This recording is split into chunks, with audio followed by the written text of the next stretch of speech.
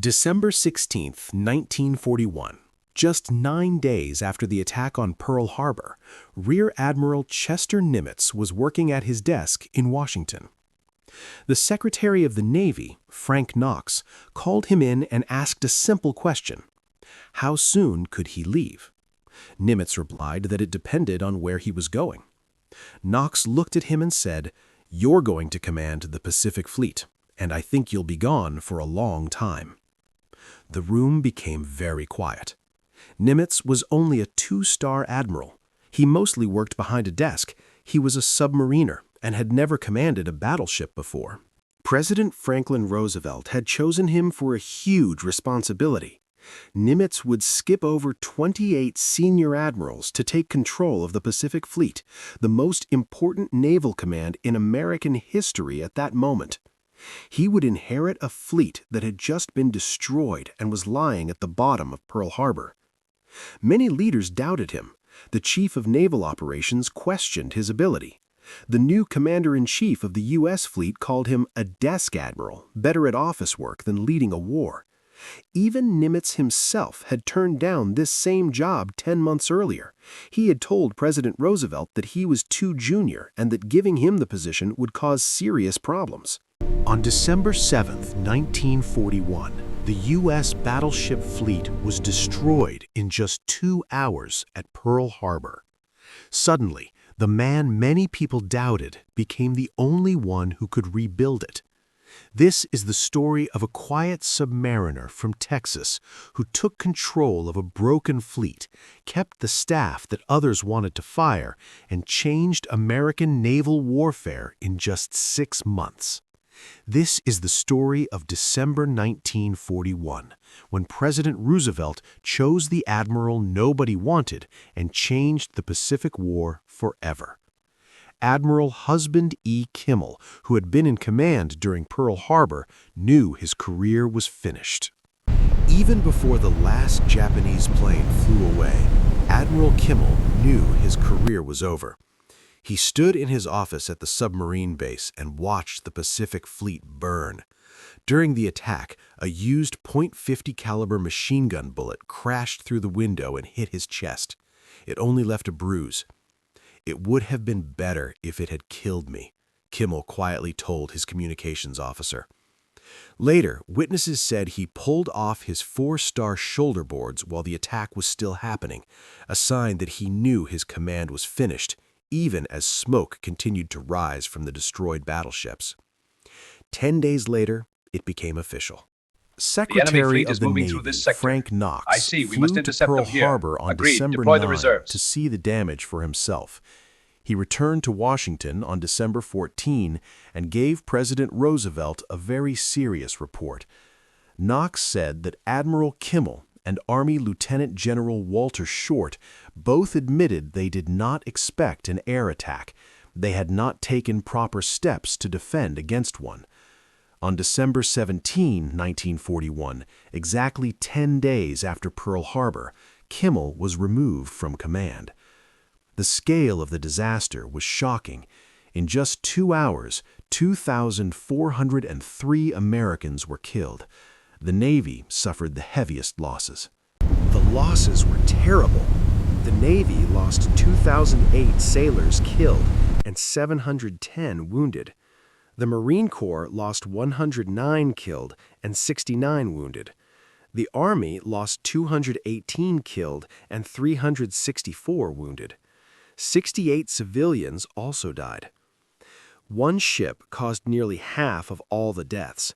The battleship USS Arizona, BB-39, sank after a powerful bomb hit and exploded her ammunition magazine.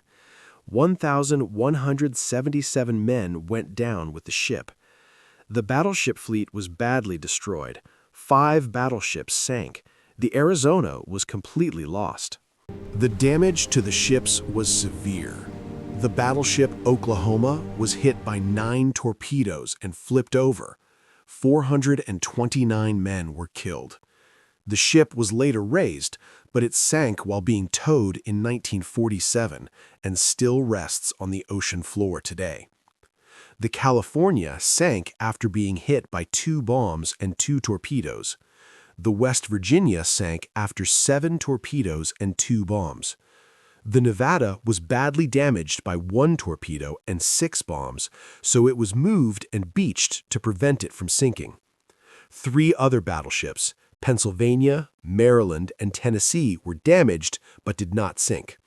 The old battleship Utah, which was being used as a training target, was lost. The mine layer Oglala also capsized. The destroyers Cassin and others were heavily damaged. The destroyers Downs and Shaw were also destroyed while in dry dock. After the attack, President Roosevelt created the Roberts Commission, led by Supreme Court Justice Owen Roberts, to investigate what happened. The commission said Admiral Kimmel had failed in his duty and made serious mistakes. They said he did not organize long-range 360-degree air patrols, did not coordinate well with General Short, and underestimated Japan's abilities. Kimmel had asked Washington for 250 reconnaissance planes, but he never received them. Most importantly, important decoded Japanese messages were not sent to Hawaii. From December 3rd to December 6th, Kimmel did not communicate with General Short, even though intelligence warnings were increasing. After Pearl Harbor, Kimmel returned to his permanent 2-star rank and retired in early 1942. He spent the rest of his life trying to clear his name. A 1944 Naval Court of Inquiry mostly cleared him, and in 1999, the Senate passed a resolution recommending his rank be restored posthumously. However, no president has acted on it. Kimmel died on May 14, 1968, in Groton, Connecticut. His reputation was never officially restored. But the question remained, was he truly to blame? Who could possibly rebuild the Pacific Fleet after such a disaster? The Navy expected President Roosevelt to pick a battleship admiral, someone who had followed the traditional path to fleet command, commanded the big guns, understood the Mahanian idea of decisive fleet battles, and had experience in major commands. But Roosevelt chose none of them. Chester W. Nimitz did not fit the usual profile of a fleet commander. His career had followed a very different path, and he had never commanded a battleship. Nimitz did not have the usual experience needed for promotion in the pre-war Navy. His expertise was in submarines. From 1909 to 1913, he commanded 5 different submarines. By 1912, he led the entire Atlantic submarine flotilla. He was the Navy's top expert on diesel engines and had developed underway replenishment techniques, methods that would be crucial in the Pacific War. His only battleship experience as a flag officer was a short period commanding Battleship Division 1 from 1938 to 1939, flying his flag aboard the Arizona, which would later become a tomb at the bottom of Pearl Harbor. Nimitz was a rear admiral, a 2-star officer, working at his desk in the Bureau of Navigation. Yet Roosevelt ordered him to leapfrog 28 senior officers. Vice Admirals Wilson Brown, William Pye, and William Halsey were all passed over. Admiral Harold Stark, the Chief of Naval Operations, doubted Nimitz's abilities. Admiral Ernest King, the new commander-in-chief of the U.S. fleet, saw him as a desk admiral better suited to office work than leading a war. Skepticism about Nimitz was widespread and deeply rooted in the Navy. Even more remarkably, this was actually the second time Roosevelt had offered Nimitz command of the Pacific Fleet. In January 1941, 11 months before Pearl Harbor, Roosevelt wanted Nimitz to become commander-in-chief of the Pacific Fleet. Nimitz politely declined, saying he was too junior. He worried that skipping over 50 officers would create serious resentment in the Navy and harm morale and discipline. At that time, Admiral Kimmel got the job instead.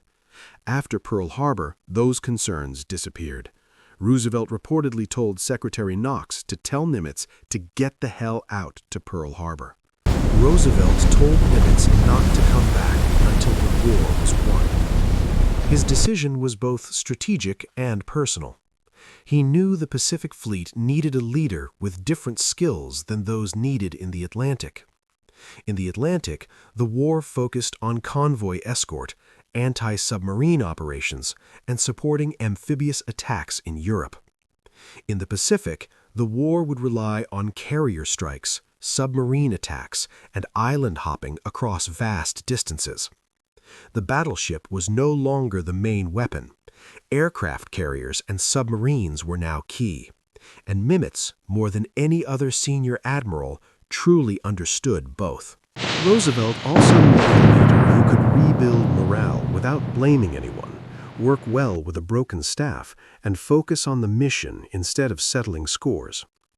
Nimitz had a reputation across the Navy as calm and steady. His Naval Academy yearbook described him as a man of cheerful yesterdays and confident tomorrows. In December 1941, temperament mattered more than traditional credentials.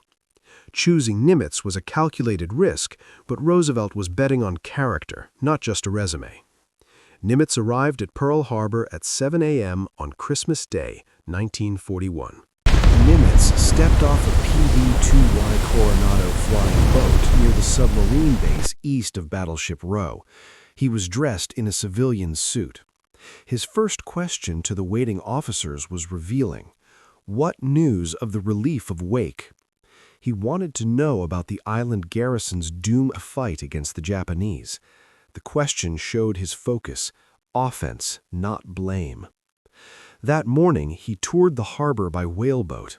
The scene was like a nightmare.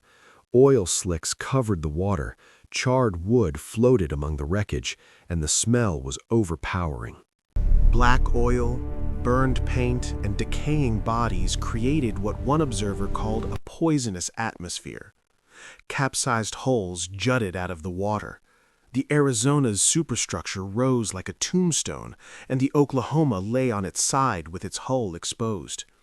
Salvage crews worked non-stop, cutting into compartments and searching for any survivors still trapped inside.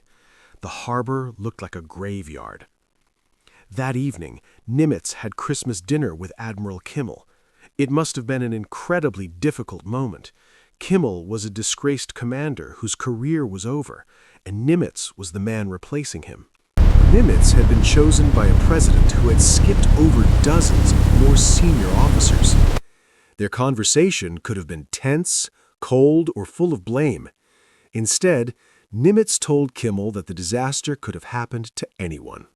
It was a generous and humble statement from an officer who already understood that the fleet's survival depended on what remained, not what was lost.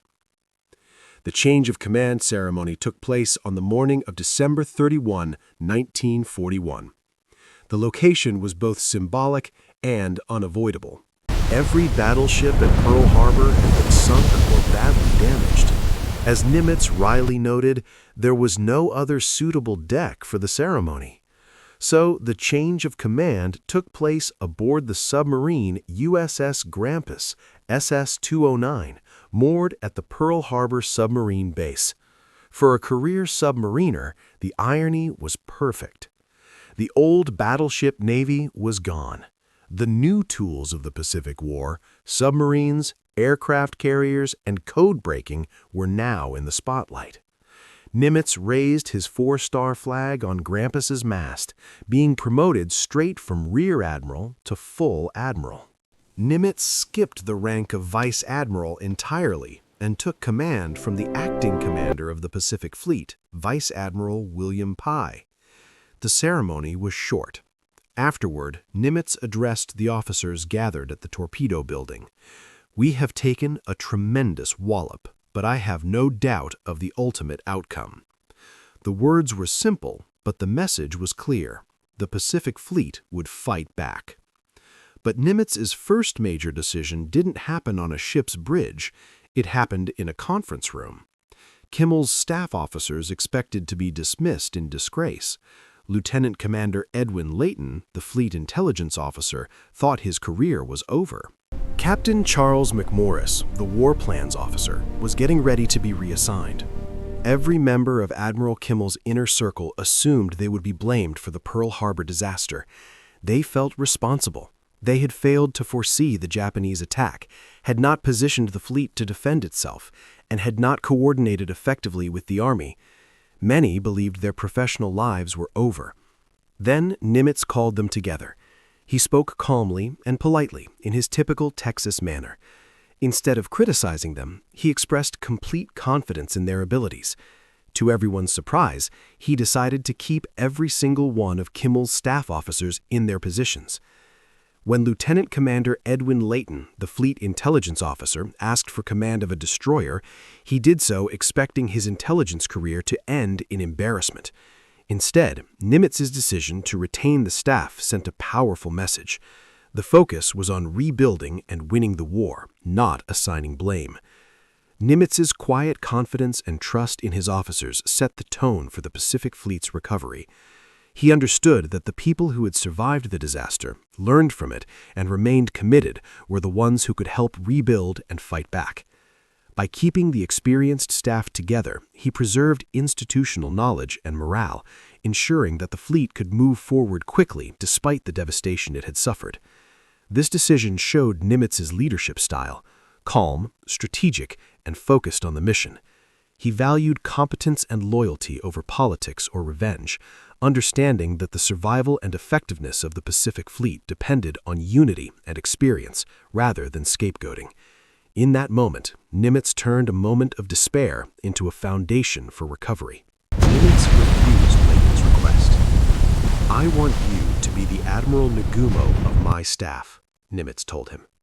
"I want your every thought and instinct, just as you think Nagumo would have them." Nagumo was the Japanese carrier commander who led the attack on Pearl Harbor. Nimitz was telling Layton to think like the enemy, to predict Japanese moves and become the fleet's most important intelligence weapon. From that moment on, Layton was one of the only staff officers, besides the flag secretary, allowed to enter Nimitz's office at any time. He stayed at Nimitz's side for the entire war. 4 years later, Nimitz wrote to Layton that he was more valuable than any division of cruisers. This decision showed Nimitz's leadership philosophy. He didn't care about assigning blame, he cared about ability and results. Kimmel's staff knew the Pacific Fleet better than anyone else, its ships, personnel, strengths, and weaknesses.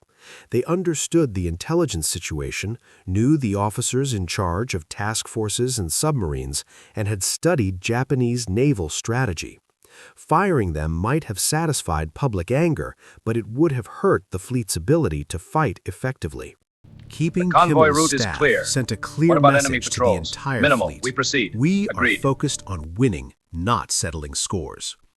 Observers said Nimitz had a calm, steady presence that reassured everyone around him. While leaders like MacArthur were dramatic and bold, Nimitz was soft-spoken, relaxed, and quietly brilliant. He led by example rather than by orders, working as part of the team rather than imposing authority. He listened more than he spoke, and asked questions instead of making pronouncements. Officers who served under him later said they never felt intimidated. But Nimitz understood something else that December. The attack had shattered more than just ships. It had shattered old naval doctrine.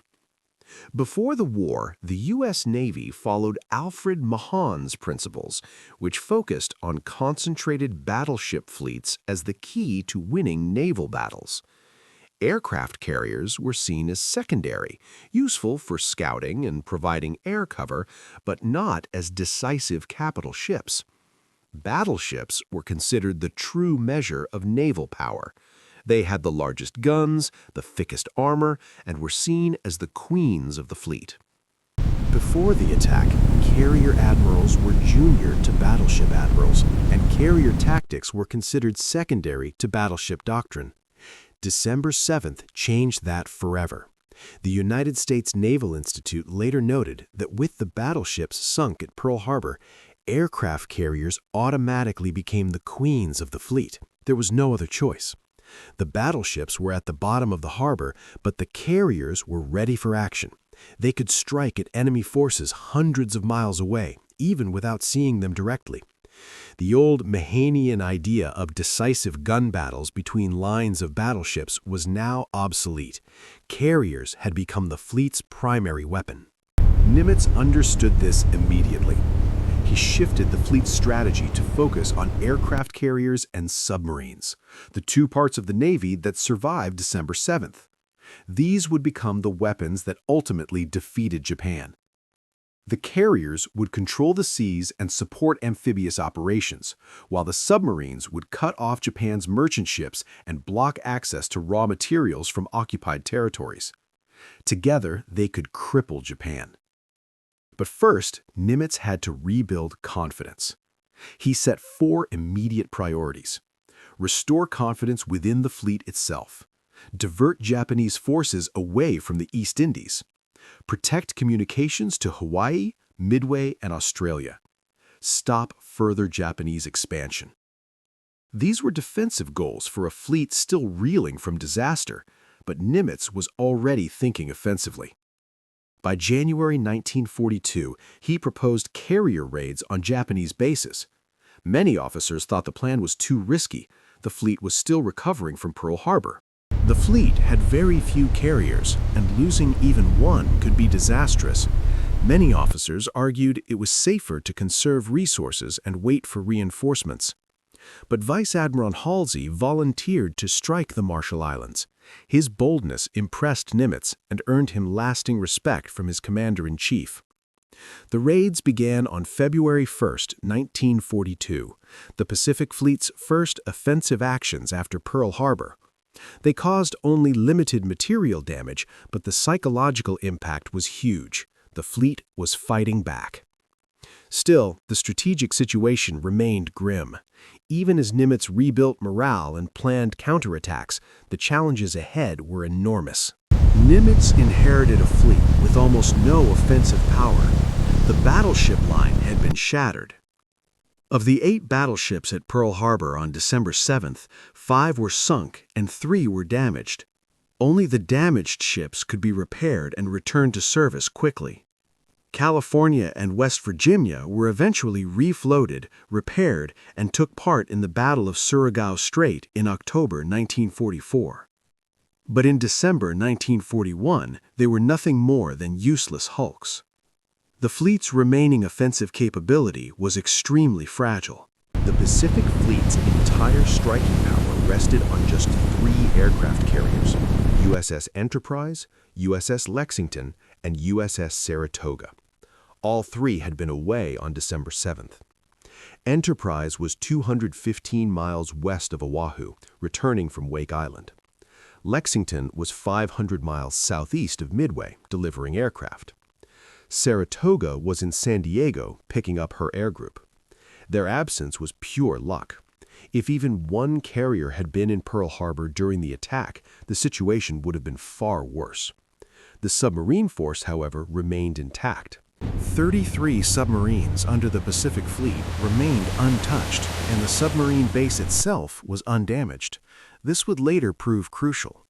American submarines went on to sink more than half of Japan's merchant ships, cutting off the empire's access to oil, steel, and food from its conquered territories.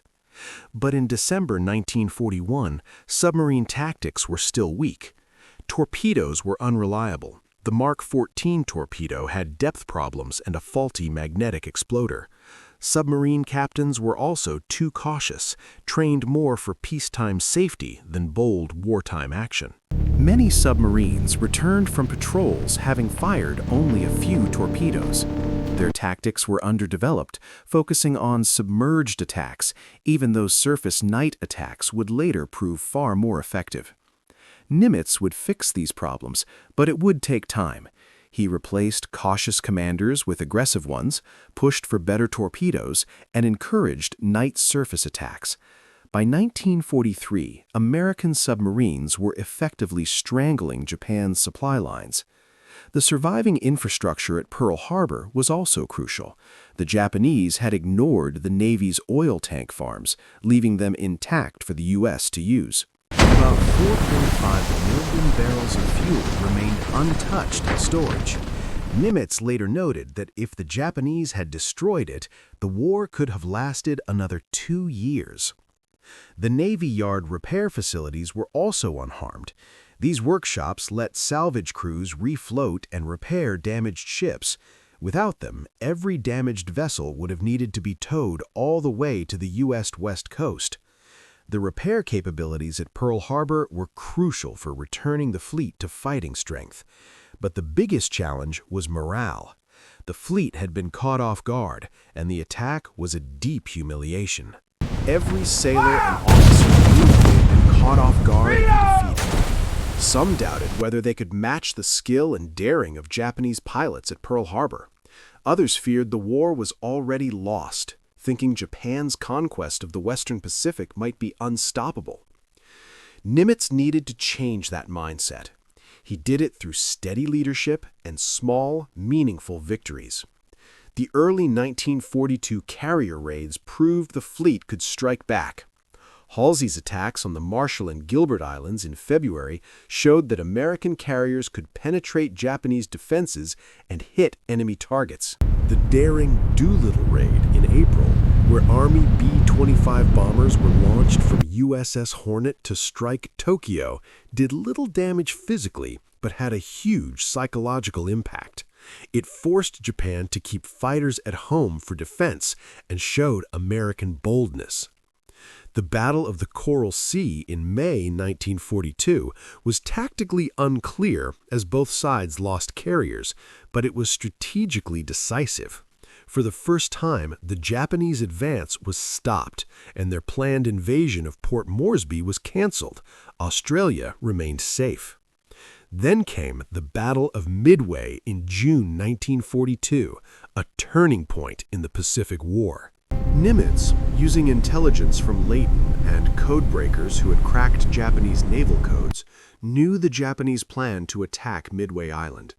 He even knew the date, direction, and call signs. He positioned his 3 carriers, Enterprise, Hornet, and Yorktown, northeast of Midway, ready to ambush the Japanese fleet. On June 4th, as the Japanese approached, American dive bombers struck 3 Japanese carriers, Akagi, Kaga, and Soryu, while their decks were loaded with armed and fueled planes. The bombs started massive fires, and all 3 carriers sank. A 4th carrier, Hiryu, was sunk later that day. Japan lost 4 fleet carriers, its most experienced pilots, and its ability to project offensive power in the Pacific.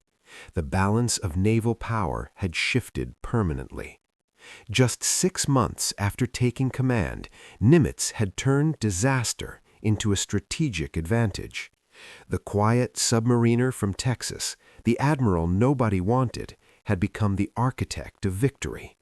The staff everyone expected him to fire became the team that won the war.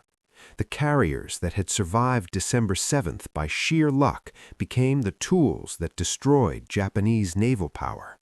And the old battleship-focused doctrine that had died at Pearl Harbor. The belief in battleship supremacy, the idea that big guns decided naval battles, gave way to the warfare of the future: carriers, submarines, intelligence, and logistics. December 1941 was the Pacific Fleet's darkest hour, but it was also the moment American naval warfare was reborn. The battleship navy sank beneath oily waters, and a submariner stood on a submarine's deck, raising the flag of a transformed fleet. Roosevelt had chosen the admiral nobody wanted, and in doing so, he chose exactly the man the Pacific needed.